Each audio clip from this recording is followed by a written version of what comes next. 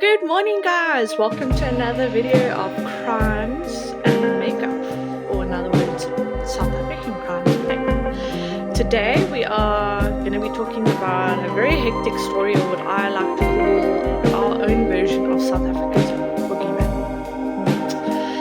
Today we are going to be talking about Moses Sitole. Now, Moses Sitole, I don't know if anybody's ever heard of him. Well, yeah, this is quite a hectic one. So Moses Sitole was considered to be South Africa's most deadliest serial killer. He was found guilty of 38 murders and 40 rapes in 1997. He was born November 17, 1964, and he's still living today. He's at the age of 56. He was born in Vosloorus, which in the old Transvaal now known as province. He was one of 5 children in Vosloorus in Boksburg, which is near Boksburg. I don't know if anybody's heard of Boksburg. They've got the best flea markets. Anyway, yeah, so he was born, and it started getting distracted, and he was the son of Simon and Sophie Sitole. Now, his father did die at a young age, but growing up, with extreme poverty, and so his father ended up dying. Mother couldn't handle the extreme poverty and decided to give her children up for adoption. So of course they got sent to an orphanage in this is a movie. Got sent to an orphanage in KZN, and didn't like the way he was living.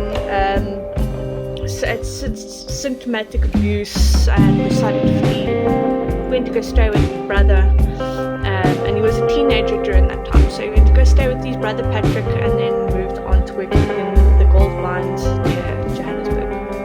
Sitole was a sexually precocious person from an early age, but his relationships were short-lived.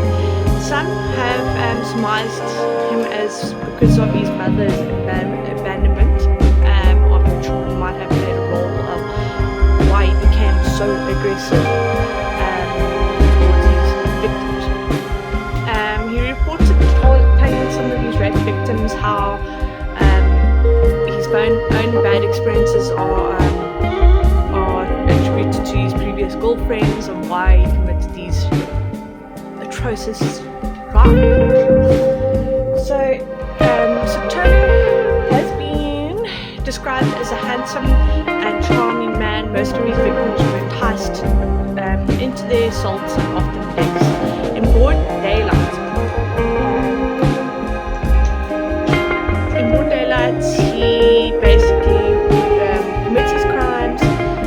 He would entice a lot of the women that he would have with him, and then obviously would brutally assault them and turn to raping.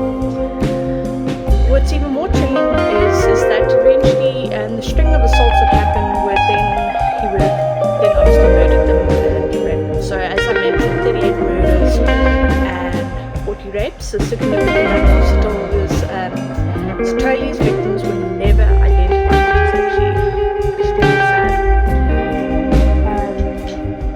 It is not known if when Sitole actually raped his first victim, but his first recorded incidents of rape occurred in September 1987, involving a 29-year-old Patricia Kamala. He testified in 1996 on his first trial. 3 other known rape victims also came forward, one of them being Uyisa Doris Swakanisa, it's a very difficult name to pronounce, who was attacked in February 1989. And with her testimony, he eventually got sent to prison. When he was originally in prison, he was sentenced to 6 years, but only came out after 2. Wow. You would think the justice system would have learned their lesson. So, and he still maintained his innocence in a lot of the early rape victims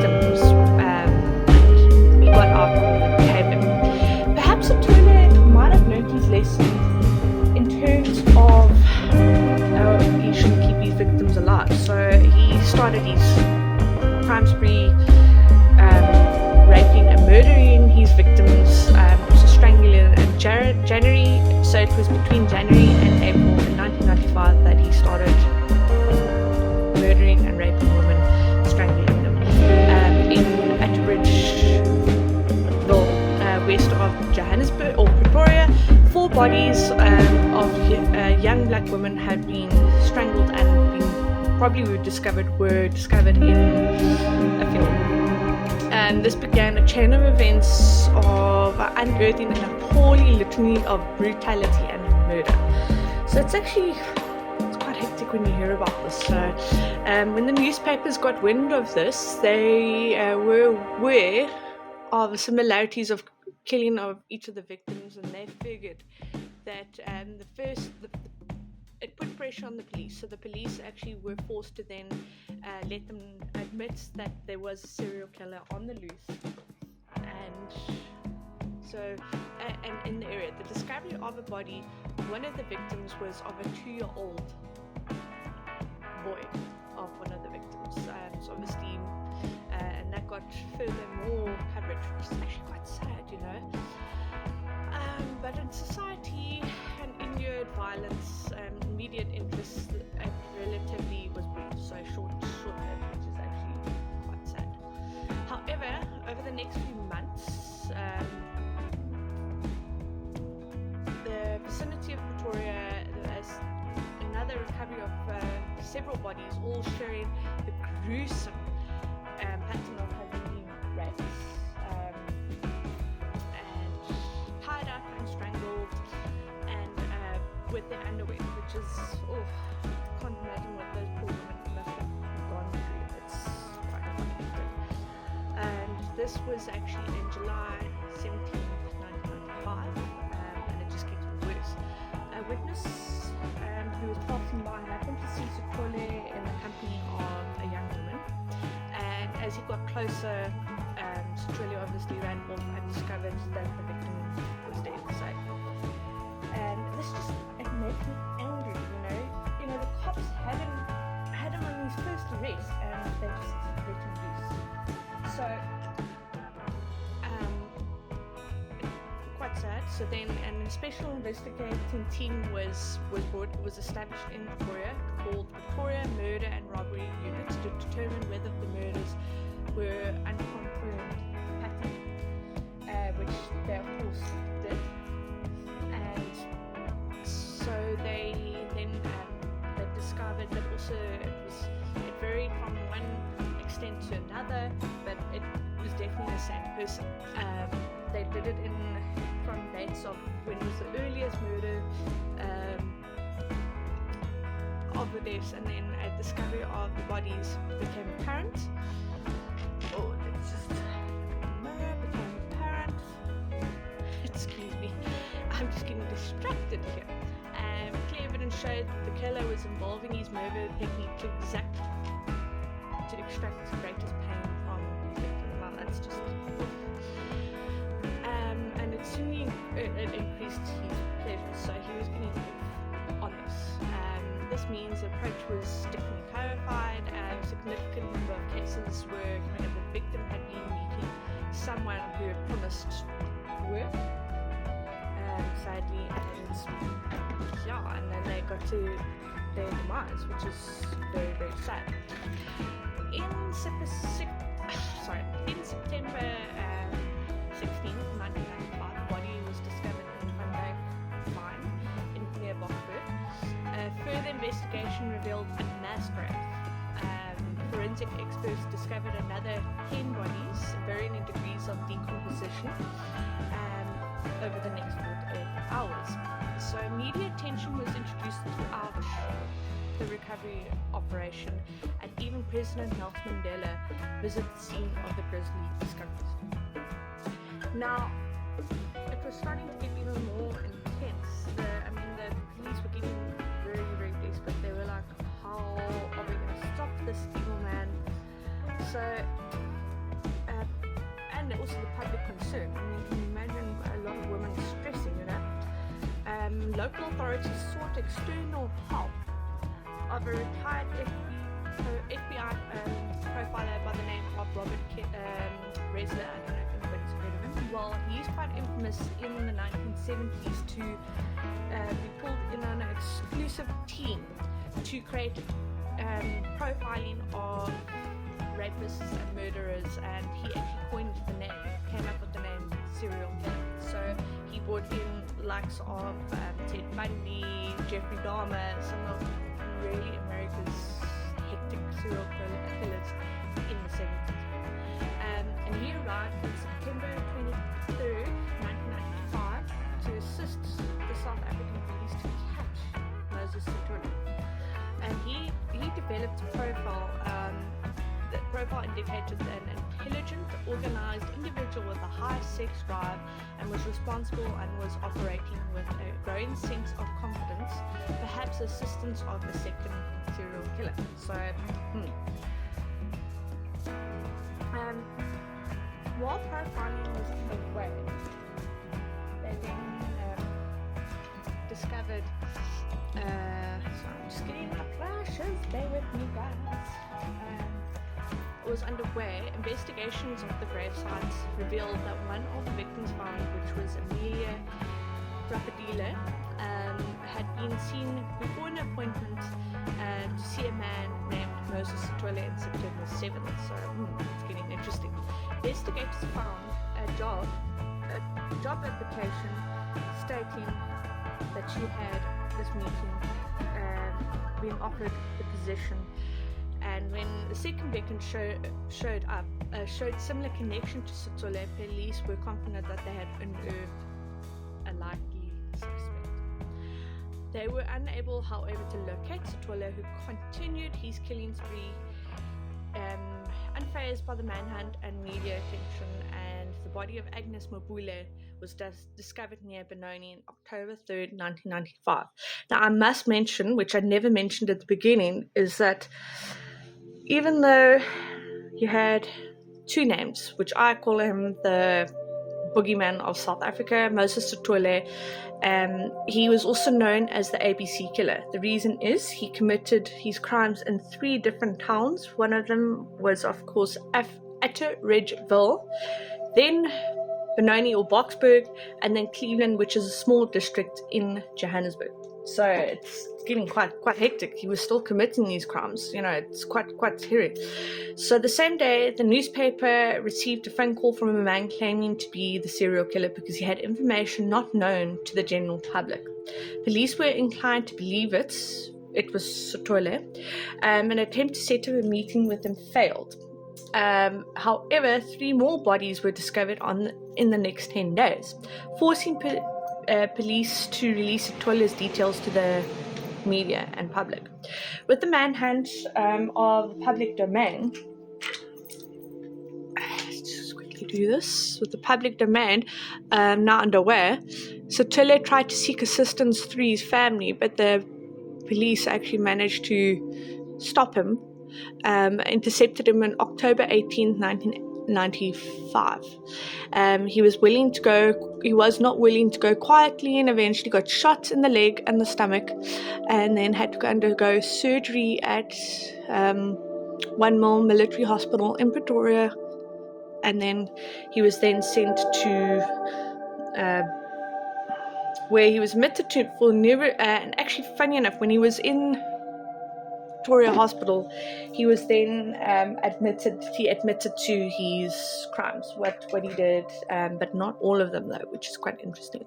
So Sitole denied having an accomplice and believed that the copycat murderers had been executing his modus operandum, and the police claimed that had been waived that to his right to an attorney while making his confession was later denied in court. So, now, 5 days later, on October 23rd, 1995, he was then, let me just quickly do this.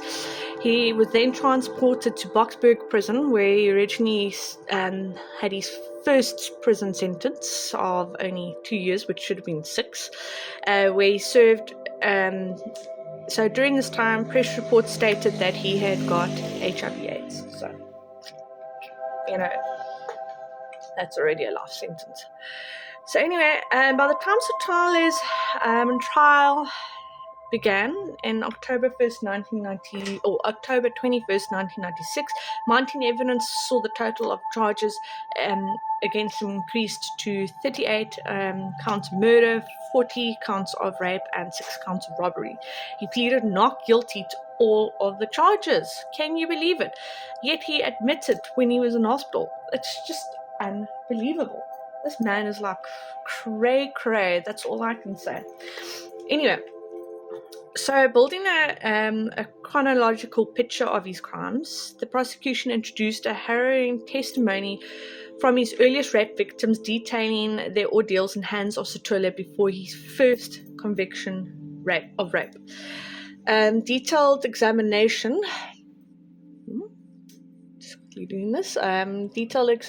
following his connection with each of the murder victims, with a testimony about the alleged job offers and specific techniques to lure his victims to their deaths. Sitole appeared cool and collected and not fazed at all throughout this whole testimonial thing. It's just unbelievable. This guy had no feeling for his victims. December 3rd, 1993, prosecution introduced a video where he had been shot during Sitole's initial incarceration, in which he candidly admitted to 29 counts of murder. He described his technique in some detail, although the claims that he began killing on only July 1995, selecting his victims for their resemblance to the rape victim Buise Doris Swakamisa. Remember I mentioned her at the beginning? She was the one that actually got him initially on his first incarceration, which is quite hectic. Good for her, who he regarded as responsible for his first jail sentence. The legality of the admissible of this tape recorded illegally in a jail cell.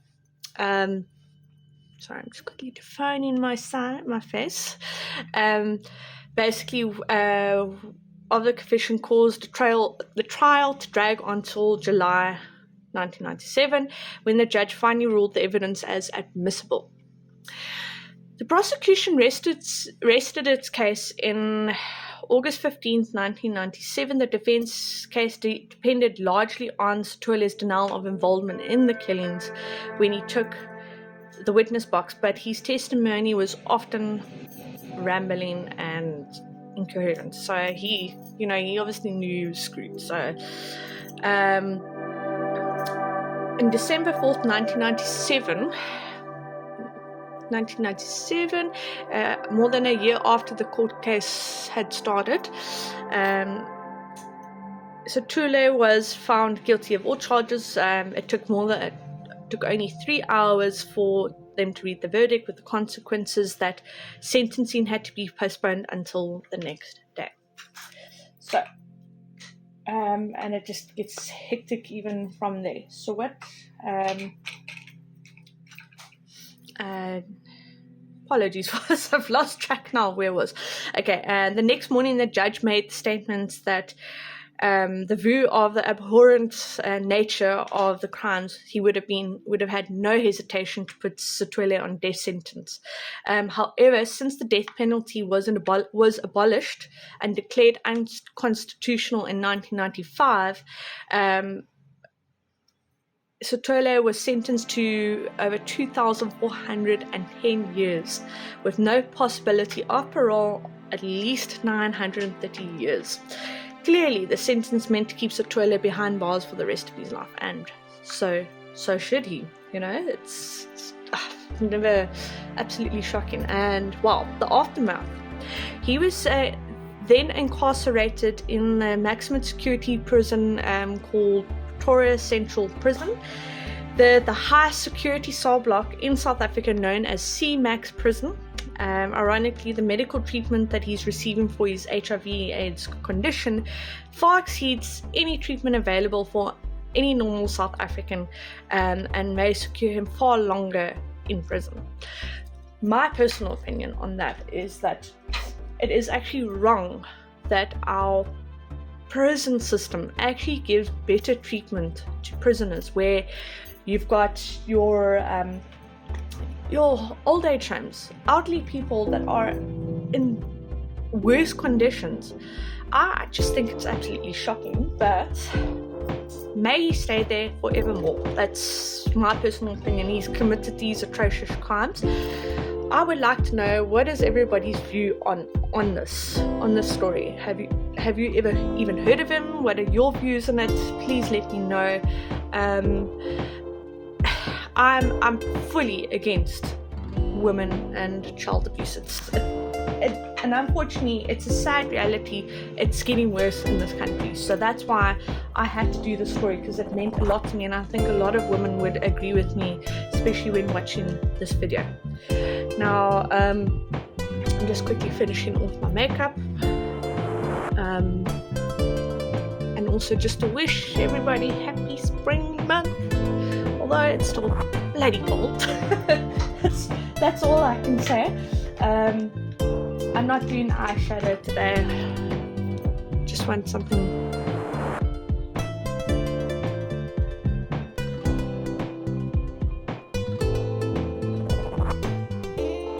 Guys, also please make sure you follow either my Facebook page, Instagram page, or YouTube, just for the support. Please give me the likes.